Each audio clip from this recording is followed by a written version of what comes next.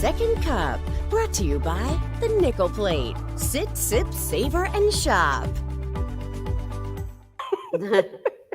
Good morning, everyone. It's 8 o'clock on the start of your Tuesday morning, New Year's Eve day. Glad you're with us on this Ed's last on a roll day this morning. of 2024. You've been singing all morning. I woke up in a really great mood. I think I got a decent sleep last night. Does it ever happen to you? Plus today's a Friday. And today is a fake Friday for sure. Tomorrow. I don't know, like it feels exciting to be entering. I love New Year's, you know that, entering into a new year, a new generation, a new year of possibilities and things to come. And I just know that 25 is going to be like a great year for you. 25 and feeling alive. Yeah. Do you know what's insane to me is that I graduated high school 20 years ago. Like, oh, what's your 20th reunion this yeah, year? We had ours a couple of years ago. Isn't that crazy? Which is so crazy since I just graduated the other day. But yeah. Well, anyway, so it was fun. Here's what I was saying before is that, as we enter 2025, I'm like, this is such an exciting time for you, especially, but, in 2030, your baby is going to be 5. And then I said to Katie, he went ahead and told me how old I would be. I said, you'll be 45. Thank you for that. Appreciate it. Okay, but you heard Ed say we're entering a new generation. Oh, Andromeda JB is not having it. No, that's what we were just going to talk about. Well, guess what, Andromeda? We're not listening to you. We liked this. We thought it was kind of cool. I thought this was really cool. 2025 starts a new generation, Generation Beta. We had Generation Alpha. They went from 2010 to 2024. Before that, we had Gen Z. Mm-hmm. Before that, we had Millennials. Before that, we had Gen X. And of course, we've got the Boomers. Uh-huh. The one thing we were talking about is that the children who grow up today, who are born in 2025, will have. Think about what they have at their disposal. Exactly. Immediately. They will have everything at their fingertips. Right. Whereas, when we were growing up, it was we had to go to the library or we had to go to the encyclopedia, and we had to use 3 different resources: a book, an encyclopedia, and we couldn't use the internet as a source. So we were talking when we were in the newsroom after about the biggest technological advancement that we thought, this was not, but this that we thought happened each generation. Yeah, what shaped your generation? What shaped your generation? As millennials, older millennials, because we were like, I was born, I think, the first year you could be a millennial, or maybe like the next year. Yeah, we're on the cusp. Yeah, very right off the, right almost a Gen X. But so a millennial, it was the internet, we thought. We came up with. We also were saying the internet, a cell phone, but like and then we kind of pushed that to the next generation because we're like, well, we had the internet, but we were down in the basement or in the computer room or wherever you had your computer, family room, on your dial-up. And then the next generation, so Gen Z, had smartphones. So Gen Z has a smartphone, a tablet. The alphas, they've got YouTube and TikTok. They don't know a world without it. What is, Gen Beta, they're going to be like AI, the AI babies. So, they're literally growing up, right, with not only, the internet, but AI, all the technology, the tablets, the phone, all this stuff. Anita says a new generation should be every 10 years because when you look at the beginning of the technical generations, that's too wide a span because you've got mothers and daughters, fathers and sons in the same generation, which is not correct. So, a generation is really like every 25 years. So, but I wonder if they kind of change it because they were saying Gen A was like 2010 to 2014. Mm-hmm. And maybe. So that's only 14 years. Maybe that is what it is. I'm sorry, to 2024. But as, like when you say that it spans a generation, you're talking about a good 20 years. Right. So baby boomers they've got this is again, a quick AI search, 46 to 64, Gen X, 65 to 80, millennials, 80 to 94. Okay. See, I thought they were 84. Okay, but so I'm Then Gen Z was 95 to 2009. Gen Alpha, 2010 to 2024. Well, remember when it was millennials coming into the workforce and everyone's like, oh, these millennials, blah, blah. Like, now we're like these Gen Zers. We are literally 2 generations later. Tim, thank you. I have no idea. That Seriously. was a Google AI search, so I guess AI is in charge. And does not say something about 2024. Connie, I can never remember who's what. Erin, our esteemed editor, filling in as executive producer. I remember seeing an iPad for the first time in 2009, and it blew my mind. Let me tell you, in 2009, I was living on my own in a different state in my first real job. Here's a question, because we've got some boomers who are with us. Ooh, can you say that? Yeah. Okay, they're boomer. baby boomers. That's their generation. So if you're a baby boomer, what do you think was the biggest advancement in technology in your generation? That's a great question. For what it's worth, I mean, the war really changed their lives. And again, like, you guys have obviously seen how everything has got. I mean, like, right. They've seen all of this, but like for you growing up in like your pivotal years, what was the biggest? Linda says, as long as they're brought up to be respectful, doesn't matter. Kelly says, every generation has something to say about the other. No doubt. Yes. 25 starts with Wednesday through Thursday, Friday. WTF, can't wait to see what's in store. Anita says color TV. Yes. Was that the biggest tech advancement as a boomer? That's interesting. Howard says cordless phones were a wonder. Linda says changing of computers went from key punching to data entry. Do you remember like even the evolution in our lifetime of computers? I mean, it went from like the 486, which was like a word processor, to Windows 90, whatever. That continued to evolve. Do you remember the Apple computers that like the schools got, and they were colors, like purple, teal? It was cool. Yeah. Charlene says computers. Kathy, though, agrees, saying color TVs. My mom, I remember her talking about, and I wish she was here with us. I don't know if she is or not. Yeah, she was here. Electric typewriters, Kathy says. My dad had an electric typewriter at his office, and we used to go play with it, of course. And we thought it was so cool. And like when he got the one that you could backspace and it would like dun dun dun dun and put like basically like white out over what you had just did. Because otherwise you had to put in a whole new thought page. That was so cool. My mom says the same thing though. She wrote her thesis on a typewriter like that. But my mom had the old school typewriter too in the basement. We would play with that when we were little too. Linda says Rudolph was our first show. We saw it in color at a friend's house and we got one shortly after that show. Cassette tapes, she says, made your music portable. Oh, yeah. But I remember, Mom, what was that? You always talked about having like seeing the show, one show in particular that went from black and white to color. What was it? Or are you just so young that you have always been a color TV person? Anita says, how about a party line with rotary dial? Oh my gosh. Isn't it funny? Have you seen the videos where they try to get like kids to figure out a rotary phone? Brittany says Game Boy Color was a thing back in the day. Yeah, that's way too current. Howard says it was Bewitched for him. Interesting. The Addams Family. 8-track tapes. 45s. Russ and I were talking about laser discs the other day because he was saying that growing up he had one. We never had that, but like those laser discs, did you ever have those? Like it was like you could watch a movie on them. It was like a big DVD. I don't know if I remember having those. Yeah. I remember them existing, but I don't think we ever had those. Like at your house? Yeah. I don't think we ever had those. So like you knew you were in a cool house if they had them. Was it the start of DVDs? They were like giant DVDs. Yeah. I don't think we had those at my house. Lauren. Hi, Lauren. Just went through Tim Hortons and the person at the window said hi. We love that. Wonderful World of Disney. Yes, okay. Your mom and my mom are on the same page here.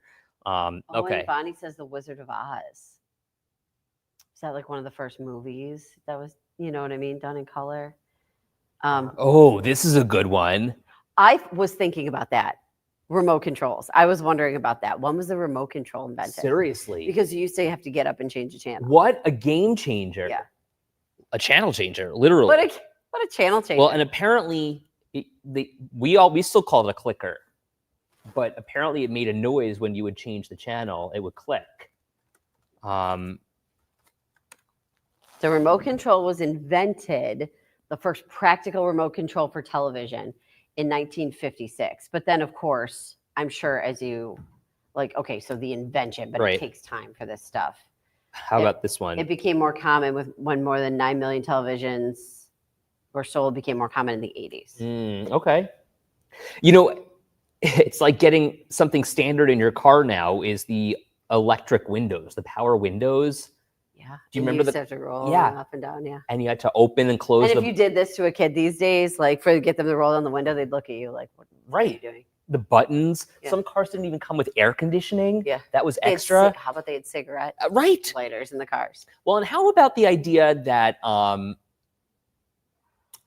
TVs were part of your furniture? Yep. How about my friend's kids? She was probably 6 or 7 when she asked me this, and she's 14 now. But I remember I was there playing with them, hanging out, and she goes, "Was the TV gray when you were little?" Oh. I was no. How old do you think I am? I would think I was 30. Denise says, I was growing up, there was no cell phone, no tablet, no Wi-Fi. If we had nothing to do, we went outside, played kickball and softball, and went to our friend's house. Don't you kind of just miss those days? Scott's got a good one too, phone booths and payphones. Oh my God, yes. Mm-hmm. Oh my gosh. We had payphone, a payphone bank at our, high school. Yeah, we did too. Because we didn't have cell phones. Convertibles. Kathy says our TV was massive in our living room. You know what else I also think? Because I babysat a lot when I was younger. And I was thinking about obviously in the next few years, Paul and I will have babysitters coming over. But I was it's so different because you can just give them your phone number. Right. In the past, you'd have to be first we're going to dinner here. Here's the number here. Then we're going to go see a movie. Here's the movie theater and the movie we're going to see. You have to leave all the information for the babysitter. So crazy. Now you could just text them. Right. Oh, and I'll Venmo you a payment. Isn't that crazy? Yeah. Lori says, I remember when we didn't have seatbelts back in the day. That's crazy. Can you imagine a world without seatbelts? Melly, damn, you're all making me feel old this morning. I know. It's just, this is a good one. Buying milk at the corner from a machine. Uh-huh. How about the milkman delivering to your house? So wild. Oh, the drive-through photomat. I used to love doing that. I thought that was so cool. I remember that. What was that? You would get your pictures developed and just at the drive-through. Photomat. Right? Am I wrong, Anita? I don't know. I don't remember that. I remember obviously taking film to the drugstore. The drugstore and getting it done. So according to Wikipedia, Photomat was an American retail chain of photo development drive-through kiosks. Yes. Did we have them here? Do I just not? Maybe I just don't remember. I thought that was so cool. Did we have those here in Buffalo, guys? It's like calling something a Kleenex. Oh, okay. But this was an actual brand. Yeah. Uh-huh. Hoover dairy drivers. We had a dishwasher. My mom says, I do remember this. So I was in college and my mom says, Katie, do you remember we tried to tell your grandma your laptop was like a typewriter? And she said, where's the paper go? No. So cute. Well, speaking of printers, how about the dot matrix printer? Did you ever have one of those with the ribbon in it? Oh, yeah. Uh-huh. And it the paper had the edges that you would rip off? Yeah, the perforated edges. Yeah. You rip them all off. Yeah. Those printers never worked. Regular printers still don't work. I know. Why can't why they get does that right? The printer never work? I know. And I'm not even talking about here. I'm talking about the printer at my house. The printer, always. You go to print something, it is never connected. Right. You have to go through all the steps again. Can somebody just recommend a printer to me that works? The first time I hit the darn print button. Well, and so my dad has a little bit of a temper, and apparently so do I with the printer, because I'm what is happening? I remember in our house on Long Island, he got really mad because the printer wasn't working and ripped it out of the console and threw it across the room. He was so mad. I'm not gonna lie, I've been that close with our personal printer at our house a number of times. And Paul's always just you have to just restart it and retell. Oh, but it's so annoying. So I have to go through a 25-minute process every time I want to print a sheet of paper. Right. What in the world? And who actually has a printer nowadays? Right. And then the printer's oh, guess what? I can also be a scanner. I can be this, I can be this. I'm you actually can't even be a printer. Don't even work. Walk before you run. Oh, Anita says the printer's like the McDonald's shake machine, the ice cream machine, right? Yeah. Getting more than 2 channels. Yeah, we used to only have over-the-air TV for the longest time. I don't think it was until like 3rd grade that we got cable. Yeah. And I thought it was the coolest thing once we did. Thankfully, we're not alone here because Kathy says the day doesn't start until her printer doesn't work or gets jammed. Well, the other day I went to go talk to yesterday actually. The printers aren't showing up in my computer for whatever reason. Like, you know how you save a printer and that's the one that you're going to use constantly? Yeah. I went to the IT guy and he's, Jason. Yeah. I'm like, Jason, I don't think I can print. Like, I don't know what's going on. He's like, oh, you just got to select a printer. I just select a printer every time here. Why? Every single time. That is the dumbest thing. It's never not been a thing. I've worked here for 10 years. Every time I have to do the drop down and select Oh my God, what a waste of time. I was like, are you kidding me? And not even done. I have to do the drop down and select it, but the first time it never works. So then I have to go back in and do the drop down and select it a second time. This is the things that I've learned over a decade. And we're just okay with it. I have something with printers, or it's just me. Marguerite, my printer's become a paperweight. Yeah, it's a paperweight until you need it. Right. And there's that one day that somebody's like, I really need you to print something, or you really need to print something. Yeah. It doesn't happen often, and that's why, It's like you save enough money and then something always happens. Lori says she remembers the channels going off the air after the national anthem played on TV, right? You saw the color bars, right? Joyce finally being able to wear slacks and pants to school. Oh, interesting. MTV was fascinating. I used to try and stay home and watch Singled Out in the afternoon, and my mom did not like that. Shocking. Disposable We watched cameras. TRL though. That was we got to watch TRL when we came home from.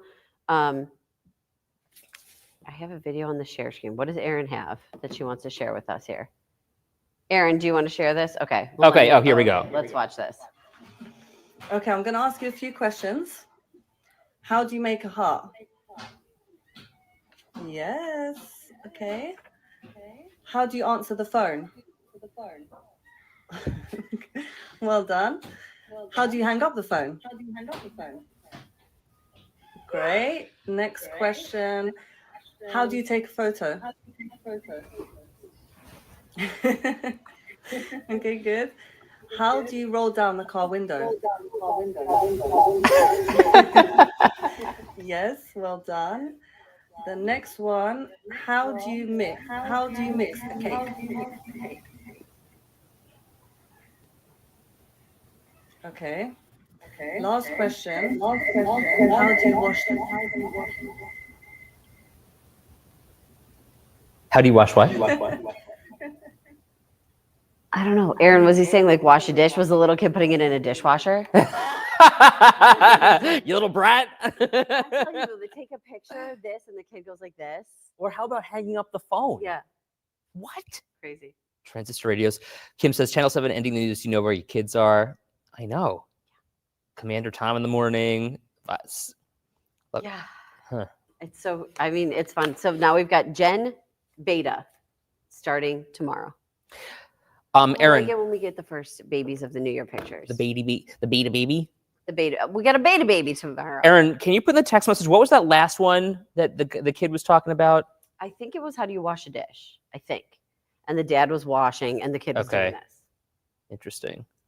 I wish the kid could teach my husband this. Okay, so I have a question. Just kidding. Was that millennial the dad? Yeah. Whoa. For a Gen Zer. Yeah. Wow. That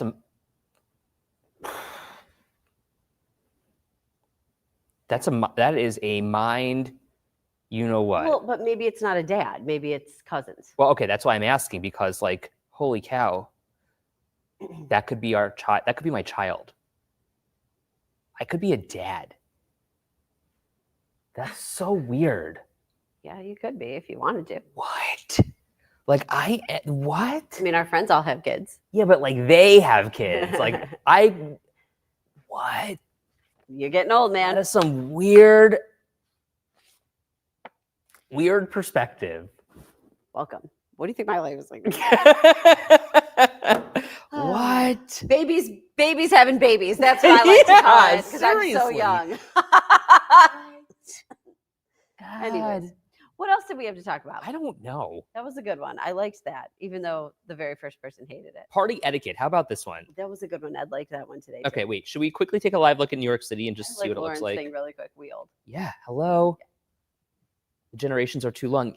I just can't even believe that. Yeah, Aaron's pulling up New York City. Okay, so we thank can do you. that. Anyway, so What are your plans for tonight? what are your plans? But also, how do you make yourself a good guest? I think this lady's a little bit out there in terms of her like etiquette because Well, she had a good idea. well, you're supposed to bring a gift. I agree with that. Like you never show up someplace empty-handed, whether Right. it's flowers, chocolate, or a bottle of wine. Like to like an actual party. You know, if you're Yeah. coming to your friend's house. Like, Sure. Mhm. But even there, I don't really show up empty-handed. Like I'm always bringing a bottle of something. Mhm. Um, Like if they're hosting you for dinner. Or exactly. Something like that. But like writing a thank you note for getting an invite, I think is a little extreme. That's a lot. Yeah. I don't think you need to write a thank you note for getting an invite. And then she's like, write a thank you note too if you bring a gift to somebody. Like if you're hosting, you write a thank you to that person for bringing a gift. I would never have done it. Like, oh my gosh, thank you so much for bringing this bottle of wine. I mean, it kind of depends on what they bring. Like if they bring you a bottle of wine or flowers, and like you said, a lot of the time someone brings you a bottle of wine, sometimes you're like, oh, should we open this now? Let's Right. just share it, whatever. Yeah. Okay, fine. If they bring you flowers, I don't think I'd write a thank you note for flowers. No. But if they actually brought you like a gift, Yeah. I might write a thank you note for that. I'm big. We're both big into thank you notes. I love handwritten We're notes. thank you right note. Thank you. Yes. Thank you. Thank you note Thank you writers. note writers. Like for instance, my 30th birthday, I remember I had a surprise party and people brought me presents, and that was super sweet, super thoughtful. I made sure to write down everyone, like I made a list of everyone and sent thank you notes. I thought that was really important. But like for flowers at a New Year's Eve party or chocolates or something No, like that, I wouldn't really think about that. And I also don't think that the people expect that either. Right. Lauren says, oh geez, just say thank you and be done. Yeah, I think that's fine. Anyway, Barb says she's going to be in her recliner all night. I loved Howard's comment, and I'm trying to find it now because it was so funny and probably spot on that so many people are doing. Oh, here he is. Eat gummies, drink some beers by myself, eat deep fried food all afternoon. Then I'm going to tell you, there's no way I'm going to make it to midnight. I don't think. I don't blame you, to be honest with you. Melly wondering who's doing the ball drop tonight, and Diane wondering if we're going to have it. We are doing something new this year. You all know what it's looked like over the years past. It's been great. And it is, instead of having somebody hosting it this year, it's going to be on from 11:59 to whenever. So we've got a special that airs. I think it starts at 10, and it looks back at some of the like they're really nice feel good stories. Yeah. So if you're like kind of like sitting there and you're like, oh, I'd like to watch something kind of cute, So we recap all these different nice feel good stories. None of hats.